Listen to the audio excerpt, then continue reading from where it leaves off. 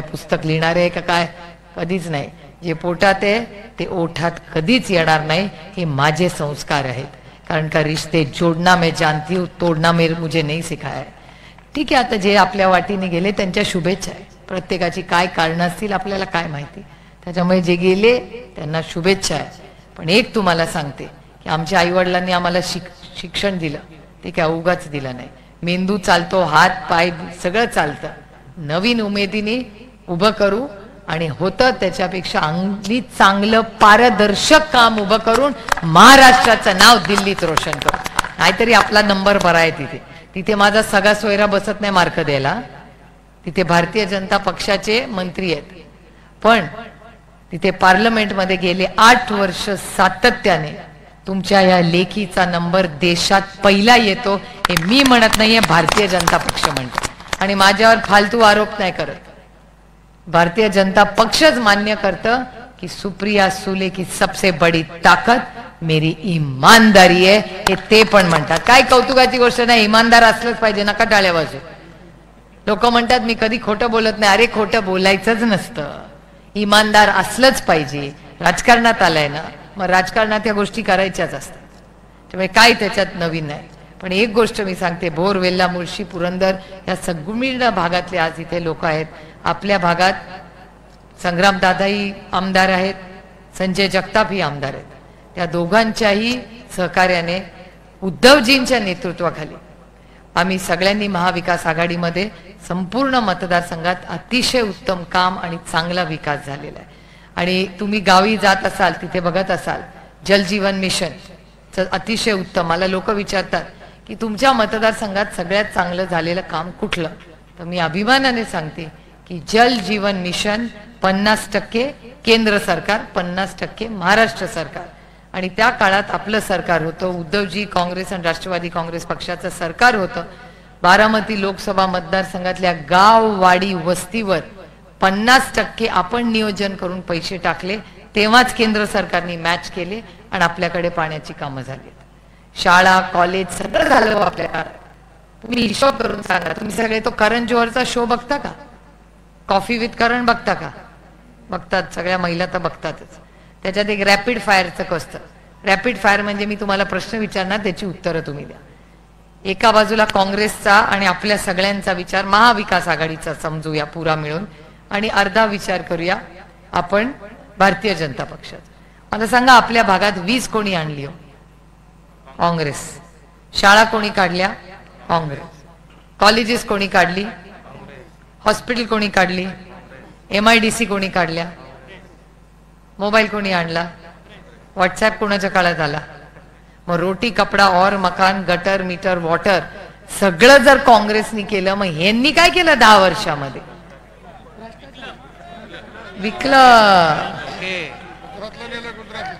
विकलंय. आपलं फॉक्सकॉनचं युनिट इथून तासाभरावर आलं असतं. 2 लाख नोकऱ्या फॉक्सकॉनच्या होत्या. आपल्या हक्काच्या नोकऱ्या इथे गेल्या. हाच तर बदल त्यांच्यात आणि आपल्या. ते ज्या मतदारसंघात आम्ही सगळे काम करतो, मुळशीमध्ये हिंजवडी आली. आज 6 लाख लोक हिंजवडीमध्ये काम करतात. ते आदरणीय पवार साहेबांचं स्वप्न आज पुरवतं. जेव्हा आम्ही हिंजवडीला फेज 1, 2, 3 मध्ये जातो, गजबज असते. लोक म्हणतात फार ट्रॅफिक, फार कामं. कधी कधी मला वाटतं थोडासा ट्रॅफिक बरा आहे, याचा अर्थ बहुत चल रहा है इधर. त्यामुळे थोडीशी गैरसोय होते. नवीन रस्ते संग्रामदादा आणि मी करतोय तिथे. संग्रामदादांचं खूप बारीक लक्ष त्या रस्त्यांवर असतं. इथे माझे सहकारी महादेव कोंडरे तिथे सगळा फॉलोअप करतात. या सगळ्यांच्या प्रयत्नातून आम्ही सर्वांगीण विकास कसा होईल हे करतोय. पण त्याचबरोबर मला एक तुम्हाला जबाबदारीने सांगायचं आहे की असं समजू नका की त्यांचंच सरकार येणार आहे. कुछ भी हो सकता है. महाराष्ट्रामध्ये एवढी आदळ आपट चालली आहे. तुम्ही मला थोडकाच विचार करून सांगा. 40 सीट तामिळनाडूमध्ये, त्यांना माहिती एकही सीट आपल्या पदरात पडणार नाही. एका दिवसात 40च्या 40 सीट मतदान आहे. UP मध्ये 80 सीट आहेत, एकाच दिवशी मतदान आहे. मला सांगा महाराष्ट्रामध्ये 48 सीट आहेत, 5 फेजेस मध्ये इलेक्शन आहे. 5.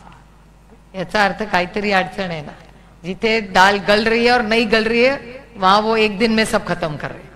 पण महाराष्ट्रामध्ये त्यांची प्रत्येक सीटला आपली लढाई आहे आणि महाविकास आघाडीच्या 48च्या 48 सीट आपण पूर्ण ताकदीने लढतोय. त्याच्यामुळे कोणीही असं समजू नये की त्यांना जे आधी वाटत होतं की फार सोपं आहे, तेवढं सोपं राहिलेलं नाही. बारामतीत बघा ना केवढी आदळआपट चालली आहे, ह्याला धर त्याला धर त्याला धर त्याला धर, आणि सगळी सगळी माझ्या विरोधात एक झालेत. सगळे पुरुष माझ्या विरोधात एक झालेत. East India company, east India company झाले ना, सगळी माझ्या विरोधात एक झाली आणि मी एकटी त्यांच्या विरोधात पूर्ण ताकदीने लढते. कारण का मी एक स्वाभिमानी मुलगी आहे. मोडेन पण वाकणार नाही. किती पुरुष सगळे एकत्र येऊ दे, माझा विरोध करू दे, काही प्रॉब्लेम नाही आपल्याला. सगळे इथून पण येत आहेत तिकडे, ह्याचं मनोमिलन वर त्याचं मनोमिलन कर, इथून यावं लागतंय. स्थानिक नेत्यांचं काय जमत नाही तिकडे. इथून एकेकाला हेलिकॉप्टरने यावं लागतंय की अरे बाबा ह्याचं जमव त्याचं जमव त्याचं जमव. खरा काय करायचंय ते. माझं एवढंच म्हणणं आहे की जेव्हा हेलिकॉप्टरने आला सगळे एवढे मोठे नेते, तेव्हा जरा कांद्याच्या भावाबद्दल बोलला असता तर आम्हाला आनंद झाला असता. आरक्षणाबद्दल बोलला असता तर आम्हाला आनंद झाला असता. पाण्याची दुष्काळी परिस्थितीबद्दल बोलला असता तर आम्हाला आनंद झाला असता. पण त्यांना काही करायचं नाही. त्यांना फक्त बारामती लोकसभा मतदारसंघामध्ये येऊन आदरणीय पवार साहेबांना संपवायचं आहे. हा एकच कार्यक्रम त्यांनी घेतलेला आहे आणि तो पूर्ण ताकदीने स्वाभिमानाने आणि सत्याच्या बाजूने आपल्याला हाणून पाडायचा आहे. हा आपल्याला आजचा कार्यक्रम आहे. त्यामुळे माझा विश्वास आहे आता अर्ध्यांची मतं इथे असतील, अर्ध्यांची तिथे असतील. आता कुणाची मतं कुठे आहेत वगैरे त्याचं नियोजन 100%. हा आता झेंडे साहेब म्हणतात सगळ्यांनी आता 1 महिन्याची सुट्टी टाकून या. तर 1 महिना जरा जादा हो रहा है. हा कधीतरी सगळ्यांच्या सोयीने आपण जरूर तिथे यावे.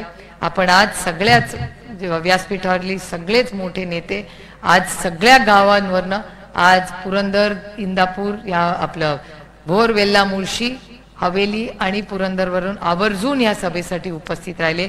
याबद्दल मी काँग्रेस, शिवसेना, आम आदमी पार्टी, समाजवादी पार्टी या सगळ्यांचे मनपूर्वक आभार मानून आपण तुतारीवाला माणूस जे आपलं नवीन चिन्ह आहे. आता तुम्ही बघा माझं लक्ष असतं स्टेजवर ना, आता मी बघते किती लोकांनी हातात घड्याळ घातले. कमी आणि कमी लोक घड्याळ घालायला लागलेत. कारण याचं कारण असं की घड्याळ आता लागतच नाही, मोबाईल मध्येच वेळ करते. त्याच्यामुळे खर्च कशाला वाढवायचा, एवढी महागाई झाली. आता ज्या 2 in 1 गोष्टी होतील त्या 2 in 1 करा. आणि मला आधी दुःख झालं की अरे आपलं पक्ष गेलं, आपलं चिन्ह गेलं. पण नंतर माझ्या लक्षात आलं की माझ्या पांडुरंगाची इच्छा होती की मला एक चांगलं चिन्ह द्यावं. तर चिन्ह काय मिळालं आपल्याला, तुतारी वाजवणारा माणूस. आता तुम्ही बघा तुतारी कधी वाजते, लग्न कार्य तुतारी वाजते, नवीन शुभ कार्य, नवीन व्यवसाय तुतारी वाजते, जेव्हा काही नवीन मंदिराचा काही नवीन पूजा पाठ असते तिथे पण तुतारीच वाजते. आणि जेव्हा छत्रपती शिवाजी महाराजांनी युद्ध पुकारलं तेव्हा ही तुतारीच वाजली होती.